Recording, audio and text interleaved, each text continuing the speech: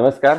आपलं स्वागत आहे आयकॉन स्टील प्रस्तुत बिल्ड आयकॉन या उपक्रमामध्ये. आज आम्ही आलो इस्लामपूर सांगली इथं आणि माझ्यासोबत आहेत यंग इंजिनियर श्रीधर गायकवाडजी. म्हणजे मागच्या काही वर्षांपासून या फील्डमध्ये अतिशय उत्तमरित्या काम करत आहेत. थोड्या वेगळ्या प्रकारचं काम ते करतायत. आपण कायम असं म्हणतो की सिव्हिल फील्ड एवढं वास्ट आहे, समुद्रासारखं आहे, त्याच्यातलं एक ओंजळ पाणी जरी आपल्याला मिळालं या सगळ्या करिअरमध्ये, असं कारण इतकं हे फील्ड विस्तारलेलं आहे. त्यातल्याच एका ओंजळीमध्ये ते काम करतात असं म्हणायला हरकत नाही. कारण की महाराष्ट्र शासनाकडनं किंवा गव्हर्नमेंटकडनं अनेक प्रकल्प शेतकऱ्यांच्या हितार्थ चालवलेले असतात आणि त्या प्रकल्प सामान्य लोकांपर्यंत पोहोचण्यासाठी असे सिव्हिल इंजिनियर फार महत्वाचं असतं. आपण नुसतं फक्त म्हणतो की देश उभारणीमध्ये सिव्हिल इंजिनियरचा वाटा आहे, पण त्यातला जो खरा वाटा उचलणारा तरुण इंजिनियर आहेत ते माझ्या शेजारी आहेत. त्यामुळे त्यांचा हा प्रवास कसा चालू आहे, त्यांना आजवर आलेले अनुभव कसे आहेत या क्षेत्रातले, या सगळ्या संदर्भात आपण त्यांच्याशी गप्पा मारणार आहोत. त्यामुळे आता थेट गप्पांना सुरू करूया बिल्ड आयकॉन या प्लॅटफॉर्मवर. आधी मला विचारायचंय ते म्हणजे तुमचा KG टू PG हा सगळा प्रवास, शैक्षणिक प्रवास कसा होता? म्हणजे तुमची शाळा कुठली होती, मग कॉलेज कुठलं होतं, सिव्हिल इंजिनिअरिंग हे फील्ड निवडण्यामागची प्रेरणा कुणाची होती आणि मास्टर्स पर्यंतचा हा प्रवास कसा होता? आता सर ॲक्च्युली सुरुवात करतो मी, की माझा प्रवास हा म्हणजे 11वी-12वी पर्यंतचा हा प्रवास माझा 1ली ते 4थी मराठी शाळेमध्ये झाला. म्हणजे ॲक्च्युली आमच्या घरामध्ये बॅकग्राऊंड नाही, की कोणी सिव्हिल इंजिनियर आहे किंवा कॉन्ट्रॅक्टर आहे.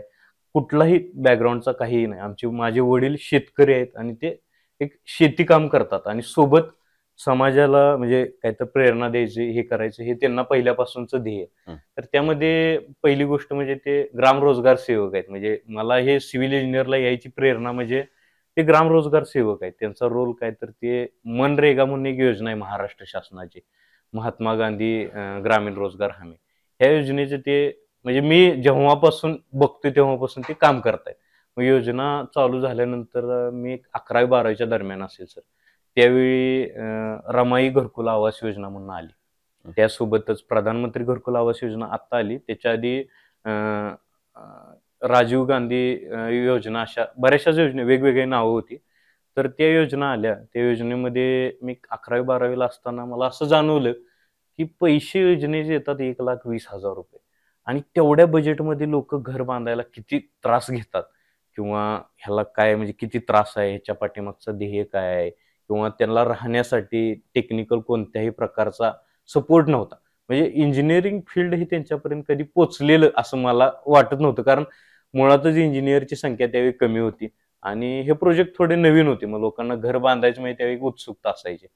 तर मग मी 11वी-12वी झाल्यानंतर थोडा विचार केला, की बाबा सिव्हिल इंजिनिअर जसं वडील करतात तसा आपला एक हातभार लागेल, की ह्यामध्ये आपलं स्वतःचं करिअरही डेव्हलप होईल आणि एक सिव्हिलमध्ये आपल्याला एक कार्य करता येईल. ह्या हिशोबानं मी त्यावेळी ठरवलं, की बाबा एक सिव्हिल इंजिनिअरिंग म्हणून आपण काम करावं. करायला हे पाहिजे. मेन रिझन आहे, की घरामध्ये थोडंसं सामाजिक सेवेचं हे असल्या कारणामुळे सिव्हिलशी रिलेटेड त्यामध्ये उतरण्याचा दृष्टिकोन माझा झाला सर. ओके. सो त्याच्यातनं तुम्ही उतरला, पण तो नुसता तो सामाजिक दृष्टिकोन होता, हां. पण त्यात तुम्ही शैक्षणिक दृष्ट्या सुद्धा फार यशस्वी झाला. 100 बरोबर कारण सर. नुसतं तुम्ही फक्त ग्रॅज्युएशन करून थांबला नाही, त्याच्यात नाही, तुम्ही मास्टर्स पण पोस्ट केलं, ग्रॅज्युएशन पण स्ट्रक्चरल केलं. इंजिनिअरिंग मध्ये हो. केलं आणि पुन्हा ज्या कारणासाठी या फील्डमध्ये आलो होतो त्या कारणासाठी पुन्हा तुम्ही प्रवासाला सुरुवात केली. तर त्याच्यातला पुढचा एक प्रश्न असा आहे, तो म्हणजे की सिव्हिल इंजिनियर झाल्यानंतर किंवा मास्टर्स झाल्यानंतर पहिला कायम एक प्रश्न असतो, मगाशी पण एकाने सांगितलं, ते म्हणजे घरनं एक प्रेशर यायला लागतं की तुला पहिला प्रोजेक्ट कधी मिळणार आणि आता पहिला ऍक्च्युली सर आमच्या वडिलांची इच्छा होती, की मुलानं जॉब करावा, हं, पहिली गोष्ट म्हणजे. हं, हं. आणि घरची परिस्थिती काय आर्थिक इतकी चांगली नव्हती, की मी एज्युकेशन लोन घेऊन शिकलेला माणूस आहे सर मी. बँक ऑफ इंडियानं होय, मला आर्थिक सहकार्य केलं होय. म्हणून मी सिव्हिल इंजिनियर झालो. हं, हा म्हणजे पहिला हे. त्याच्यानंतर मग BE सिव्हिल झाल्यानंतर घरचे म्हटले, की "बाबा आता काहीतरी तू नोकरी शोध." हं, मग आधार हाऊसिंग फायनान्स म्हणून एक कंपनी होती सर. हं. मग मी कॅम्पस सिलेक्शन झालो. पण माझी थोडी इच्छा होती, की नाही आपण आहे ह्या व्यवसायात गुंतायचं, थोडं जायचं. मग मी गेलो नाही जॉबला. मी एम-टेकला इथं RITला Rajaram Bapu institute of technology म्हणून इस्लामपूरमध्येच गावाजवळ आहे. एक 14-15 किलोमीटरवरती. हं. गेट एक्झाम दिली. मी पास झालो आणि म्हटलं अप्लाय केला. म्हटलं बघूया तरी झालं तर ठीक, काय अडचण नाही. तर मग मला ॲडमिशन RITला मिळालं. हं. मग परत आणि सेम पैशाचा इश्यू असं तसं. मग थोडं वडिलांनी इकॉनॉमिकली इकडे-इकडे काहीतरी करून गोल्ड लोन वगैरे करून मला एम-टेकला ॲडमिशन घेतलं. घेतल्यानंतर प्रेशर होतं, की एज्युकेशन लोनचे हप्ते तर चालू झालेले, फेडायचं त्याचं प्रेशर होतं. मग प्रोजेक्ट काय करायचा? तर असाच एक मित्र होता माझा. तो म्हटला, "बाबा आहे काम माझं, पण तुला काय पैसे जास्त मिळतील असं काय नाही, पण तू स्टार्ट तरी कर. मग कामाला सुरुवात केल्यानंतर पहिला प्रोजेक्ट मला एक 1000 स्क्वेअर फूटचा रेसिडेन्शियल बिल्डिंग मिळाली. मला एक्सपिरियन्स नव्हता, काय नव्हता. म्हणजे थोडक्यात जो लिटरली कॉलेजमधून बाहेर पडलेला विद्यार्थी मी. मग मी एक सोबत पार्टनर घेतला माझा. फंडही नव्हते लावायला. मग थोडा विचार केला, की काय करायचं? फंड तर नाहीयेत, काम तर करायचंय, पैसे तर मिळवायचेत. मग थोडा त्यातनं मार्ग काढला, की कन्सल्टिंग प्रोजेक्ट. म्हणजे कोणतेही पैसे न लावता आपण कन्सल्टिंग करून पैसे मिळवू शकतो. तर थोडंसं म्हटलं त्यावर विचार करू, शक्य होते काय होते बघू. एक सोबत मित्र घेतला, कन्सल्टिंग प्रोजेक्टला सुरुवात केली. पहिला प्रोजेक्ट घेतला कन्सल्टिंग प्रोजेक्टमध्ये. त्यावेळी 3% 4% म्हणजे लय. 10 लाखाचा प्रोजेक्ट 30,000 म्हणजे खूप. पहिला हप्ता माझा त्यातूनच गेला ₹30,000. आणि थोडासा विचार केला की आपल्याला पैसे लावायचे नाहीयेत, काय नाहीयेत. कारण इकॉनॉमिकल पहिलीच कंडिशन खराब होती. हो. मग जसं कन्सल्टिंग घेतलं तसं त्यामध्ये कन्सल्टिंगमध्ये इंटरेस्ट वाढला. कन्सल्टिंगमध्ये इंटरेस्ट वाढला तसं 1चे 2, 2चे 3. पहिल्या एका वर्षामध्ये मला फक्त एकच प्रोजेक्ट. मी 6 महिने एकच प्रोजेक्ट करालो.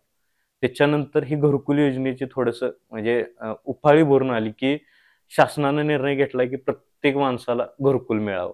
मग घरकुल मिळावं ह्या योजनेतून त्यांचं टार्गेट असं असतं, की 300 स्क्वेअर फूटचं घर व्हावं आणि त्यामध्ये एक टॉयलेट, बाथरूम हे बजेट सरकार देतानाच वरनं 1,38,000 ते 40,000 देते. मग पहिला प्रश्न माझ्यापुढे असा निर्माण झाला, की ह्या बजेटमध्ये घर बसणार का? आणि लोकं जे आपल्याकडे येतात ते काय इकॉनॉमिकली स्ट्रॉंग नसतात. सरकार त्यांना पैसे देते असा याचा अर्थ असा, की ते इकॉनॉमिकली थोडे पहिलाच डिप्रेस असतात आणि हं. त्यामधून त्यांना एवढ्या किमतीमध्ये घर बांधायचे असतात. मग त्याच्यानंतर पहिला सेकंड प्रोजेक्ट मला तसा आला, की तो घरकुल योजनेतून घर बांधून द्यायचं. त्याचा प्रोजेक्ट मी अतिशय चांगल्या रीतीने व्यवस्थित दिलेल्या सरकारच्या बजेटच्या टार्गेटमध्ये प्रोजेक्ट पूर्ण केला. केल्यानंतर थोडासा माझा कॉन्फिडन्स वाढला. 1चे 2, 2चे 4.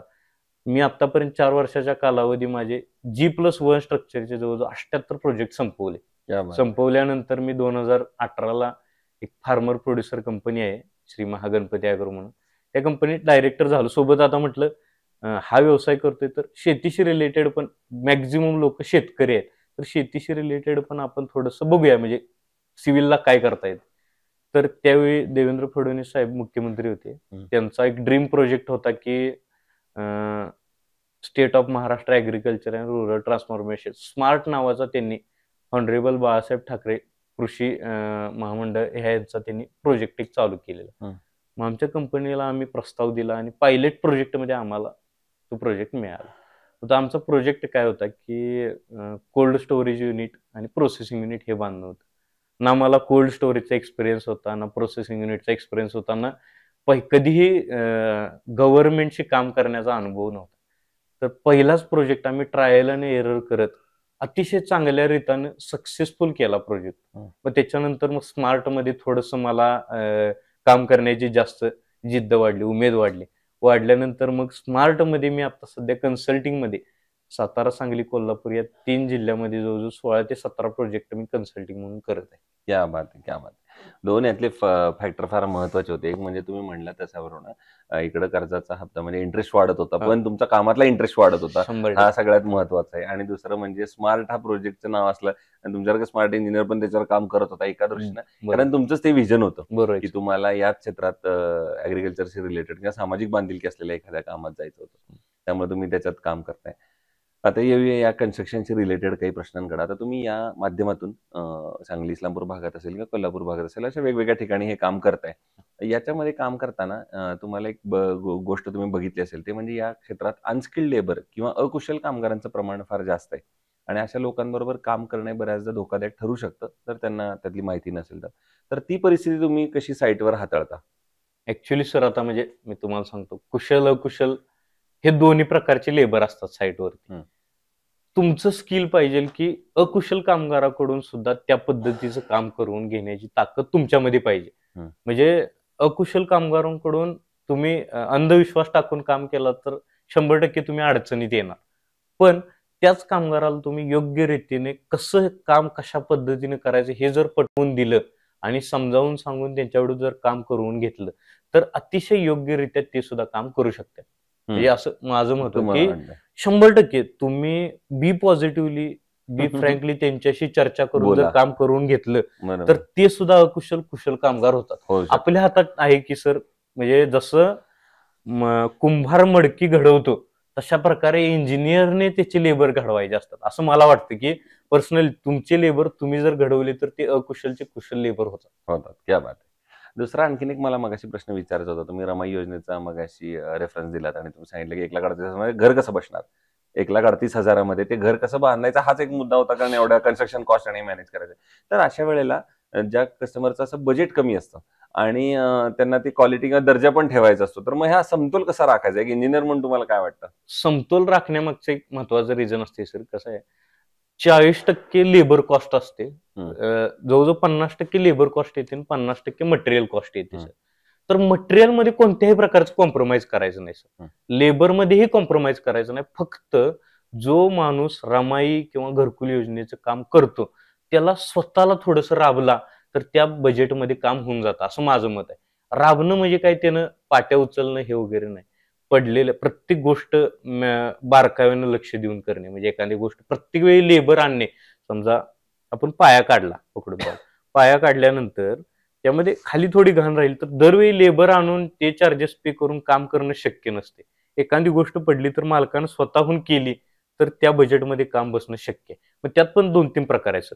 तुम्ही आरसीसी फ्रेम्ड स्ट्रक्चर जर या बजेटमध्ये बांधायचं म्हटला तर बांधणं अशक्य आहे सर. दुसरी गोष्ट, ह्यामध्ये आरसीसी लोड बेरिंग स्ट्रक्चर बांधायचं म्हटलं तर ते सुद्धा बांधणं अशक्य आहे. म्हणजे बसेल नाही असं नाही, पण कामाची क्वालिटी आणि गुणवत्ता राखली गेली पाहिजे.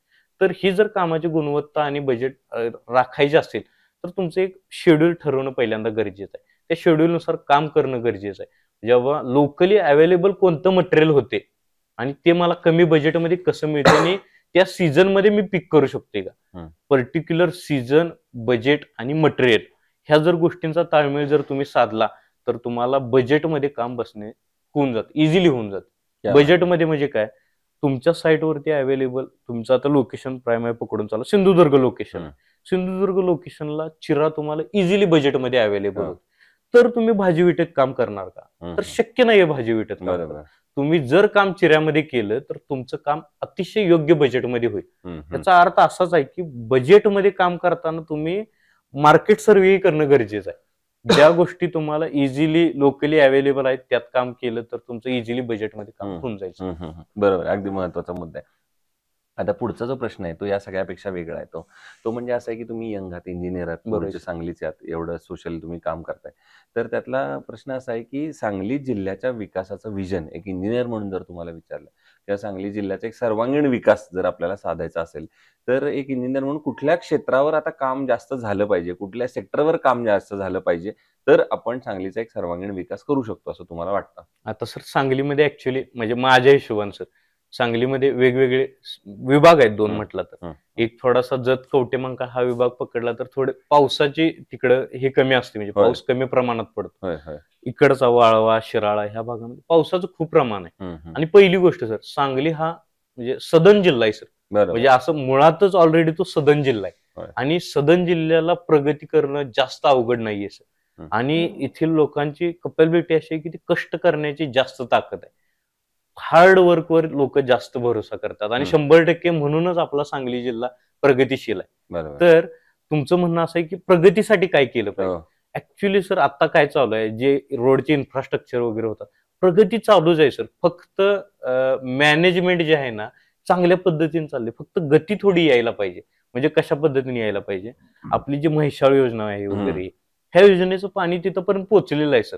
पण ती योजना पूर्ण व्हायला जो कालावधी लागतो ना तो कालावधी नंतर प्रगती चालू होईल. म्हणजे एक पेशन्सचं जे टायमिंग असते ना सर ते संपत आले. इथून पुढे प्रगती ही गतीने होईल असं माझं मत आहे सर. बरोबर आहे. पण मग सरकारनं काय पावलं उचलली पाहिजेत अजून हा गती वाढवण्यासाठी किंवा पेशन्स कमी करण्यासाठी? ओके, आता सरकारची पावलं म्हणजे सर सरकार ह्यामध्ये बऱ्याचशाच योजना राबवते सध्यामध्ये. आमच्या येथील वाकोर्डे बुद्रुक योजना असेल, म्हैसाळची योजना असेल, ह्या योजनेची कामं चालू आहेत सर. फक्त कसं आहे सर, थोडंसं डिले होणं, टेक्निकल अडचणी असणं, फंडचा इश्यू असणं, ह्या थोड्याशा गोष्टी सर चालत म्हणजे शेवटी गव्हर्नमेंटचं काम आहे, त्या गोष्टी चालणार. फक्त प्रोजेक्ट डिले न करता जर प्रोजेक्ट टायमिंग मध्ये झाला तर 100% सरकारला जे ह्यातून आउटपुट घ्यायचं आहे हम्म. म्हणजे तर ते इझिली आउटपुट मिळून जाईल सर, असं बरोबर. माझं मत आहे की सरकारचे प्रयत्न योग्य रीतीनेच चाललेत. हम्म. फक्त थोडंसं डिले होतोय किंवा काय जर आर्थिक अडचणी येतात त्या हम्म. गोष्टीवर जर मात झाली तर इझिली सरकार व्यवस्थित करू शकेल. बरोबर आहे. दुसरं, आतापर्यंत काम केलेल्यापैकी एखादा आयकॉनिक प्रोजेक्ट सांगू शकाल का, की जो तुमचा स्वतःला आनंद अभिमान वाटला, त्याच्यामुळे तुम्हाला नाव मिळालं, ज्याच्यामुळे तुम्हाला ओळख मिळाली आणि तुम्हालाही चांगलं वाटतं की बरं झालं हा प्रोजेक्ट माझ्या हातनं झाला? 100% सर, म्हणजे माझा एक 6वा किंवा 7वा प्रोजेक्ट असेल. शेतकऱ्याचा प्रोजेक्ट होता सर एक. सुरेश पाटील म्हणून पाडी जे शेतकरी आहे त्यांचा प्रोजेक्ट होता. त्यांचे भाऊ पोलीसमध्ये होते, ते एक्सपायर झाले. त्यांच्या भावाची इच्छा होती की माझं घर व्हावं, पण अखंड त्यांचे वडील रिटायर झाले, हे झाले, पण त्यांना घर बांधणं शक्य झालं नाही. आणि एक शेतकऱ्याचा स्वभाव असा असतो सर, म्हणजे मी जवळून बघितलाय. अं, सगळ्या गोष्टी तो म्हणजे असं कोणत्याही प्रकारचं बिझनेस माइंडेडनं कधीही बघत नाही. प्रत्येकाकडे बघायचा दृष्टिकोन त्याचा हा वेगळाच असतो. म्हणजे बाबा हा मला सहकार्य करेल, हा मदत करेल, ह्या दृष्टीनंच त्याने बघितलं जातं. तो प्रोजेक्ट मी 4,000 स्क्वेअर फूटचं सर त्या शेतकऱ्यानं घर बांधलं. म्हणजे जवळजवळ कॉस्टिंगच्या हिशोबाने 50 लाखाची त्याची कपॅबिलिटी नसताना त्यानं घर बांधलं. हा माझ्यासाठी एक आयकॉनिक प्रोजेक्ट झालाय सर. म्हणजे एखाद्याचं जर ड्रीम असेल तर ते आपण पूर्ण करू शकतो, ह्याच्यावर आपण कॉन्फिडंट झालो मी सर बऱ्यापैकी. क्या बात आहे, क्या बात आहे.